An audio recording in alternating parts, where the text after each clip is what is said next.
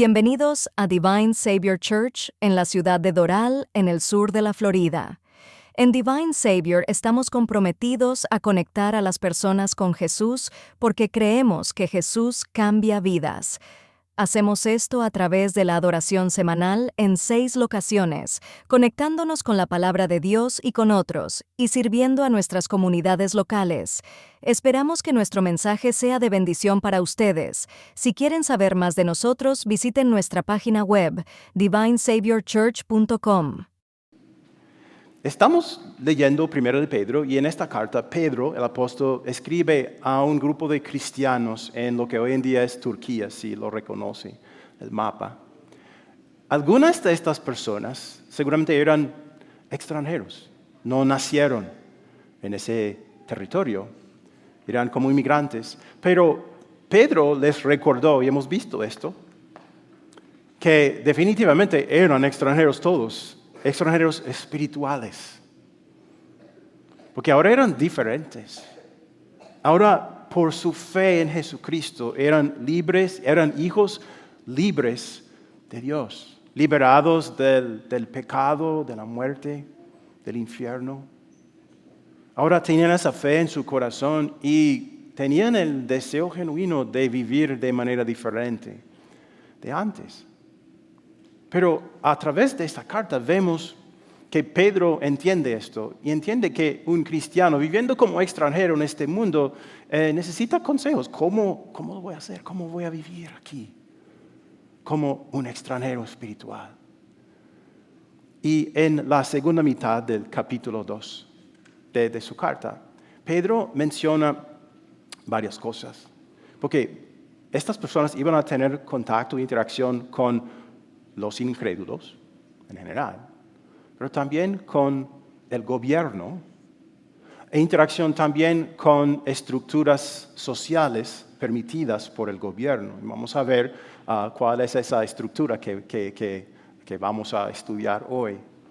Pero vamos a empezar con el versículo 11. Dice, queridos hermanos, les ruego como a extranjeros y peregrinos en este mundo, que se aparten de los deseos pecaminosos que combaten contra la vida, literalmente el alma.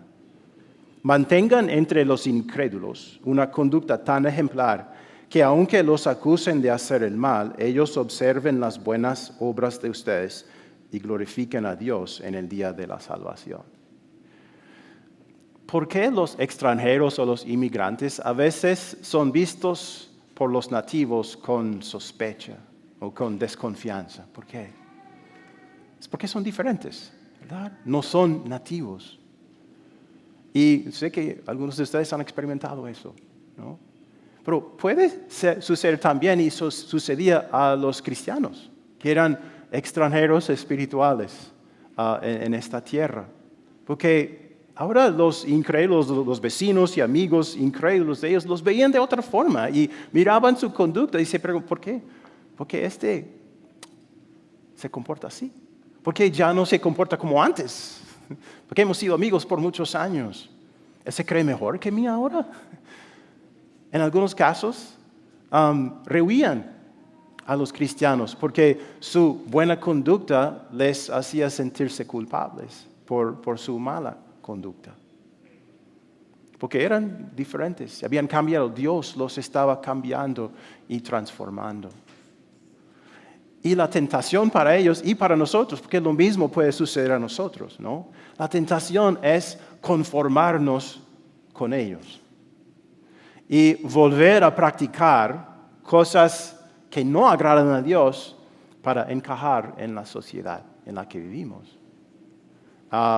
Abusar de nuestra sexualidad, usar alcohol y drogas como un escapatorio para los problemas de la vida, ser despiadado en los negocios, amar al dinero, así, para conformarnos con la sociedad y no ser criticado o rehuido.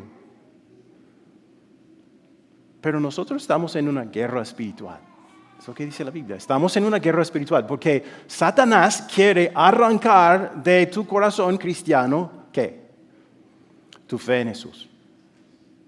Para que en el último día tu alma sea condenado y sufra en el infierno para siempre. Es lo que él quiere, es lo que se esfuerza por hacer. Y puede lograr su meta si, como Pedro dice, si dejamos que los impulsos pecaminosos dentro de nosotros vuelvan a dominarnos y conquistar nuestros corazones.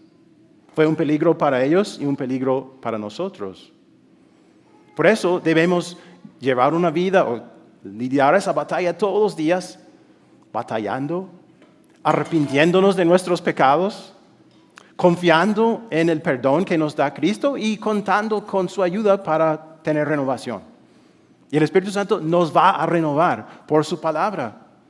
Nos hace crecer la fe para que queramos apartarnos del pecado y para que tengamos la actitud de un viajero. Un viajero que dice, la tierra no es mi hogar permanente. Estoy en la sala de espera esperando a que Dios me lleve a mi verdadera herencia, a mi esperanza viva, a la eternidad, a su reino eterno. Y no quiero poner en peligro mi hogar eterno o cambiar mi hogar eterno por este hogar que va a ser destruido. Y la meta para nosotros como creyentes es siempre dar gloria a Dios por una vida de amor. En vez de practicar esos impulsos pecaminosos, poner en práctica amor a Dios y a los demás. Pero Pedro dice aquí que hay otra meta para estas personas. Porque en el Imperio Romano, los romanos consideraban que los cristianos eran ateos. ¿Por qué pensarían así? Porque ¿cuántos dioses adoraban? Uno solo, solo el Señor.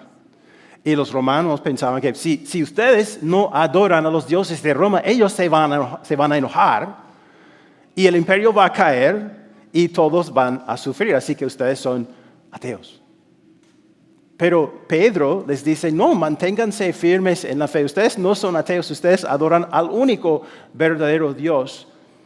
Pero lo que Él quiere que hagan es que vivan vidas tan ejemplares entre los incrédulos para que ellos sepan que ustedes no son ateos, ustedes no son gente mala, ustedes son los mejores ciudadanos, los más amables, los más generosos, los más serviciales y obedientes de todos.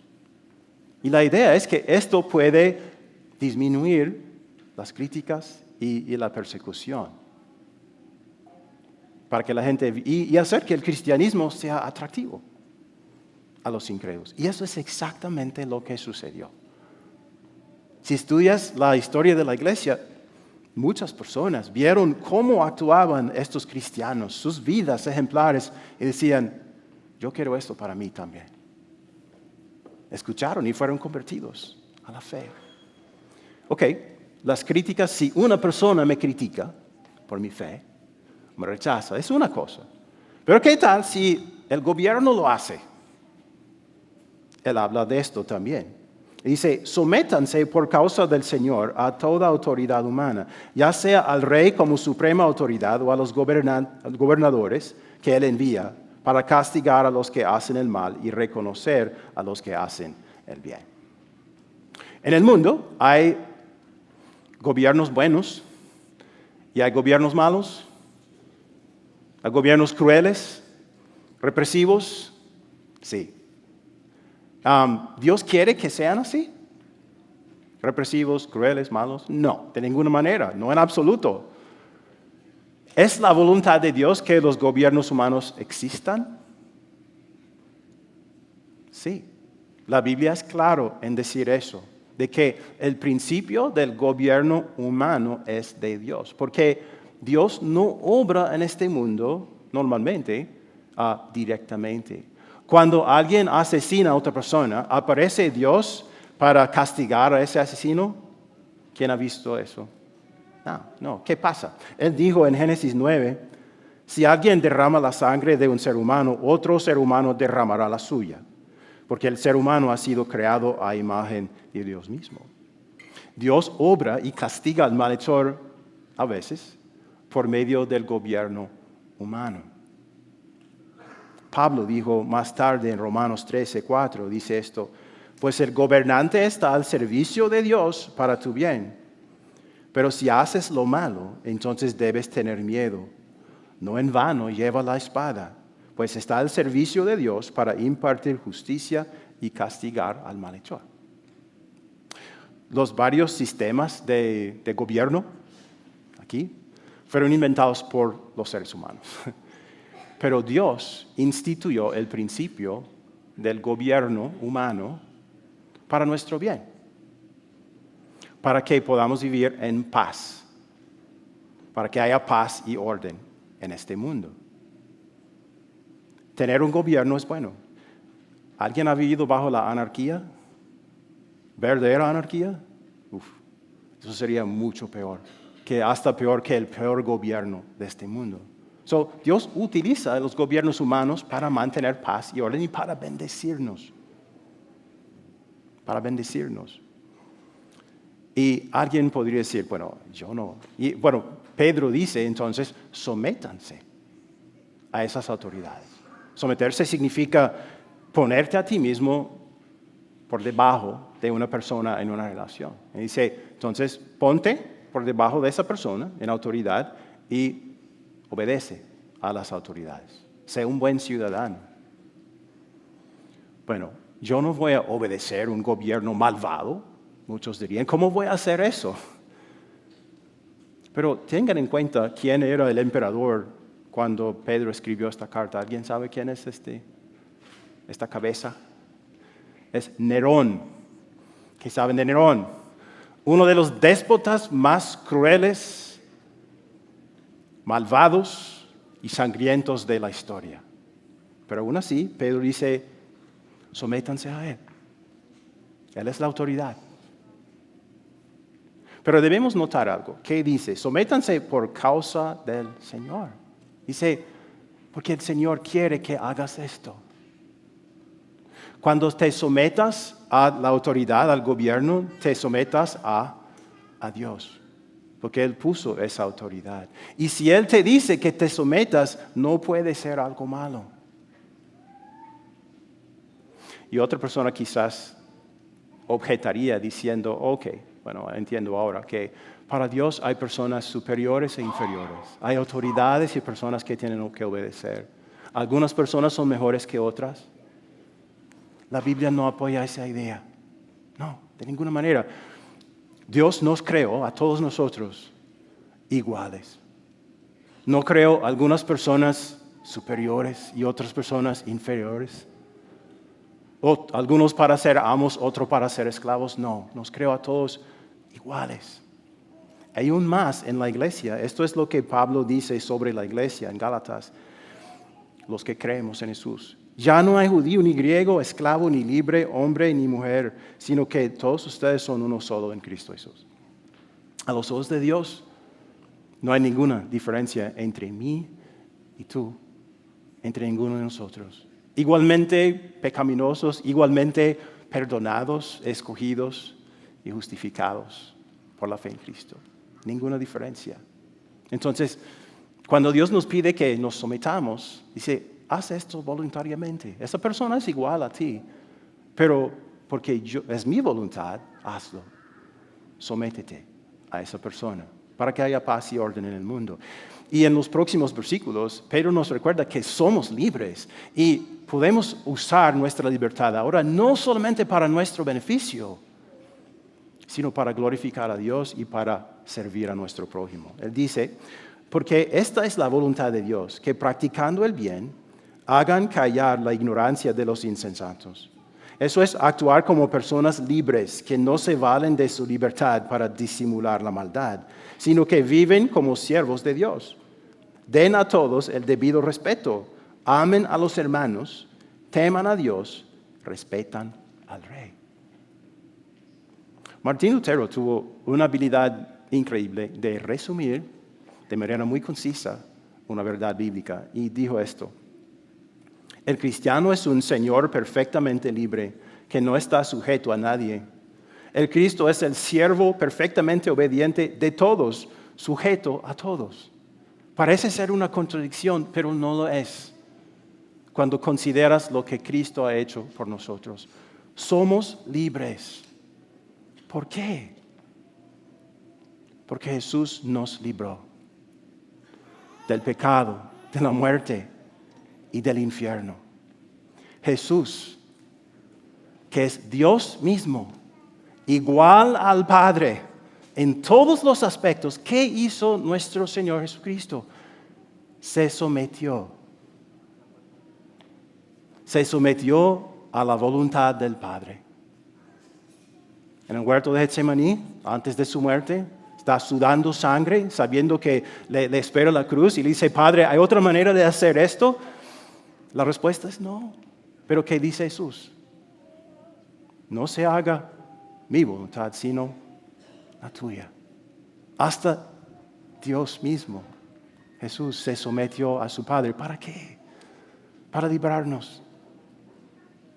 Él se sometió a un trato injusto, a castigos que no merecía. Se sometió a eso por amor a ti, por amor a mí. Él sufrió nuestro infierno. Nosotros merecíamos eso.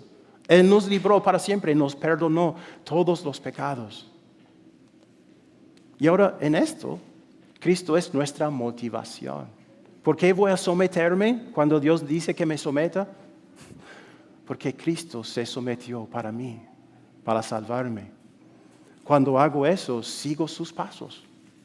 Cuando me someto, aun si sufro injustamente, sigo sus pasos. Porque Él sufrió así también. Y no estoy perdiendo nada. Soy su hijo, hijo del rey, libre. Pero hay excepciones. Y vimos una excepción en la lectura para hoy. De que cuando los líderes dijeron a Pedro y Juan y a los apóstoles: dejen de predicar en el nombre de Jesús, ya no queremos saber nada de este hombre, ¿cómo respondieron? ¿Es justo delante de Dios obedecerlos a ustedes en vez de obedecer a Él? Júzguenlo ustedes mismos. Nosotros no podemos dejar de hablar de lo que hemos visto y oído. Si una autoridad me dice que desobedezca a Dios, ¿qué debo hacer? Obedecer a Dios y desobedecer a esa autoridad. A veces en la vida, y hay muchas posibles aplicaciones, a veces tendremos que resistirnos al gobierno. Un ejemplo sería, si han estudiado la vida de Daniel, el rey Nabucodonosor dijo: durante 60 días nadie puede orar a ningún otro Dios sino a mí. ¿Y qué hizo Daniel? Abrió las puertas de su casa y empezó a orar al Señor. Dijo: no voy a hacer esto. Se resistió, pero no se rebeló. No trató de derrocar a Nabucodonosor de su trono. Tampoco debemos nosotros. Pablo dice aquí en Romanos 13: por lo tanto, todo el que se opone a la autoridad se rebela contra lo que Dios ha instituido. Los que así proceden recibirán castigo. Cuando me someto al gobierno, me someto a Dios. Cuando me rebelo contra el gobierno, me rebelo contra Dios. Pues, ¿qué pasó con el Imperio Romano? ¿Existe todavía? No, esa tiranía desapareció. Y la fuerza dominante llegó a ser, ¿qué? El cristianismo. ¿Por qué? ¿Porque los cristianos formaron un ejército y fueron a Roma para derrocar al César y poner su propio gobierno? No. Porque se encomendaron a Dios, se sometieron a su señorío y predicaron y vivieron el Evangelio. Nada más. Dios conquistó al Imperio Romano por dentro, cambiando los corazones, para que luego el cristianismo fuera la fuerza imponente y no esa tiranía. Ok, el gobierno. Pero ahora la segunda parte aquí es: ¿qué pasa con como las estructuras de la sociedad que el gobierno apoya o permite? Y vemos una aquí. Criados, sométanse con todo respeto a sus amos, no solo a los buenos y comprensivos, sino también a los insoportables, porque es digno de elogio que por sentido de responsabilidad delante de Dios se soporten las penalidades, aun sufriendo injustamente. Pero ¿cómo pueden ustedes atribuirse mérito alguno si soportan que los maltraten por hacer el mal? ¿Quién inventó la esclavitud? ¿Dios o el ser humano? El ser humano. Pero debemos entender la esclavitud en el Imperio Romano. Era diferente de la esclavitud que conocemos. Era una parte integral de la economía de aquel tiempo. Y algunos de los esclavos eran esclavizados. Nadie fue esclavizado por su raza, como los africanos lo fueron en siglos pasados aquí. Pero algunos de los esclavos eran prisioneros de guerra, que fueron obligados a vivir como esclavos. Otros, o la mayoría, eran personas que simplemente no podían pagar sus deudas. Y se vieron obligados a venderse a un amo como esclavo. Pero era temporal. No era un estado permanente. Un esclavo podía ganarse la libertad. De hecho, el orador romano Cicerón dice que el esclavo promedio podía ganar su libertad en 7 años. Entonces, no era un estado deseable, pero no era permanente. El maltrato podía ser parte de ser esclavo, pero no necesariamente. Por eso, ¿por qué dice Pedro que se sometan con respeto a sus amos? Son hijos libres de Dios. Pero es el mismo principio. El gobierno, que era la autoridad, permitía la esclavitud. Y Pedro quiere que ellos, en vez de rebelarse, o en vez de ser maltratados por hacer algo pecaminoso, se someten a sus amos y sean testigos de Cristo en sus vidas, que les muestran cómo es Jesús. Es posible que el amo entonces sea convertido a la fe. Pero ¿qué tal si hay un amo que maltrata? Un amo injusto. Él dice, sométete hasta un amo injusto. Cristo se sometió a los que maltrataban a Él. Cuando hacían eso, seguían los pasos de Jesús. Dice, en cambio, si sufren por hacer el bien, eso merece elogio delante de Dios. Para esto fueron llamados, porque Cristo sufrió por ustedes, dándoles ejemplo para que sigan sus pasos. Él no cometió ningún pecado, ni hubo engaño en su boca. Cuando proferían insultos contra él, no replicaba con insultos. Cuando padecía, no amenazaba, sino que se entregaba a aquel que juzga con justicia. Él mismo en su cuerpo llevó al madero nuestros pecados para que muramos al pecado y vivamos para la justicia. Por sus heridas ustedes han sido sanados. Antes eran ustedes como ovejas descarriadas, pero ahora han vuelto al pastor que cuida de sus vidas. Si Jesús vino a este mundo buscando a nosotros las ovejas descarriadas y estaba dispuesto a sufrir injusticia de personas que Él mismo había creado, si estaba dispuesto a someterse a la voluntad de su Padre para salvarnos, entonces Él puede ayudarnos a soportar la injusticia aquí, para que no siempre busquemos en lo nuestro, sino buscar su voluntad. ¿Por qué Pedro no habla a los amos? Uno podría preguntar eso. ¿Por qué no amonesta a los amos? Probablemente porque no había muchos amos de esclavos entre las personas a quienes escribió. Pero Pablo lo hizo en Efesios. Dice, y ustedes amos correspondan a esta actitud de sus esclavos, dejando de amenazarlos. Recuerden que tanto ellos como ustedes tienen un mismo amo en el cielo y que con él no hay favoritismos. Bajo el cristianismo, el amo y el esclavo podían coexistir pacíficamente. Y si quieres aprender un poco más de esto, lea la carta a Filemón. Es un solo párrafo, un solo capítulo. Pero es evidencia de cómo un amo y un esclavo cristiano en el Imperio Romano podían vivir como hermanos en Cristo. Era la meta. Eventualmente la esclavitud fue abolida en el Imperio Romano. ¿Por qué? Porque los cristianos, que eran la fuerza dominante, lo abolieron. El Evangelio, trabajando en los corazones de la gente, puso fin a la esclavitud en el imperio. Ahora, ¿cómo podemos aplicar esto a nosotros? Porque no hay amos ni esclavos aquí. yo creo. Pero hay empleadores y empleados, ¿no? Y hay una relación de autoridad ahí. Pedro diría lo mismo a nosotros. Si eres empleador, diría, trata bien a tus empleados, como tú quisieras ser tratado. Ámalos, respétalos, sírveles, págueles bien. Muéstrales paciencia y generosidad por amor a Cristo, tu Salvador. Si eres empleado, por amor a Cristo, tu Salvador, trabaja bien para tu jefe, como si estuvieras trabajando para Dios mismo. Respétalo, obedécelo, trabaja diligentemente, no le robes, no le defraudes, haga todo lo posible para que su negocio prospere. Si Él te dice que hagas algo ilegal o algo en contra de la voluntad de Dios, no lo hagas. Y si Él te despide, tienes un rey en el cielo que te ayudará a conseguir otro trabajo.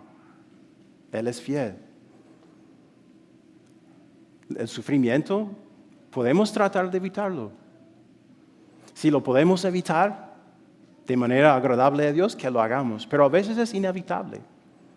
En tales casos podemos imitar el ejemplo de nuestro Señor. Es decir, voy a someterme. Pero también podemos saber que algún día los que nos maltratan tendrán que comparecer ante ¿quién? Ante Dios. Y hay justicia siempre en el tribunal de Dios. Para terminar, hay dos acciones posibles cuando somos tratados injustamente. Podemos tomar represalias. ¿Cuál representa eso? La mano izquierda, ¿verdad? Podemos tomar represalias o podemos someternos humildemente.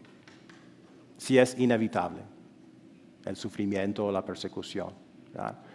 ¿Bajo cuál de estas dos acciones sería más probable que un incrédulo reconozca su pecado, su propio pecado? Si tomamos represalias o si nos sometemos. Si nos sometemos, ¿verdad? Él reconocerá que su conducta es peor que la nuestra. ¿Bajo cuál acción podrá ver un incrédulo a Jesús? Si tomamos represalias o si nos sometemos. Si nos sometemos. Esto es complicado.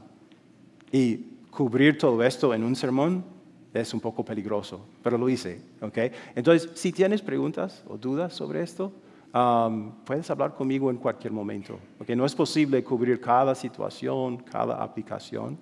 Es un overview, un resumen de lo que Dios dice sobre este tema. Pero puedes hablar conmigo en cualquier momento. Pero espero que hayamos podido ver que la vida cristiana no se trata de usar nuestra libertad para pecar o para someter a otros para que hagan nuestra voluntad o para faltar respeto a personas que Dios ha puesto en autoridad sobre nosotros. La vida cristiana se trata de someternos a Dios sobre todo, sabiendo que nuestra salvación ya está segura en el cielo, es nuestra esperanza viva. Someternos a eso y someternos a otros por amor, para servirlos. Eso sucede cuando cualquier cristiano sirve a otra persona. Se somete a decir, ¿cómo te puedo servir? Sucede también cuando obedecemos a las autoridades que Dios pone en nuestras vidas. Y vamos a ver el próximo domingo cómo esto se aplica al matrimonio. Pero cuando hacemos esto, aún bajo circunstancias difíciles, aún bajo sufrimiento o injusticia, seguimos los pasos de ¿quién? De Jesús. Amén.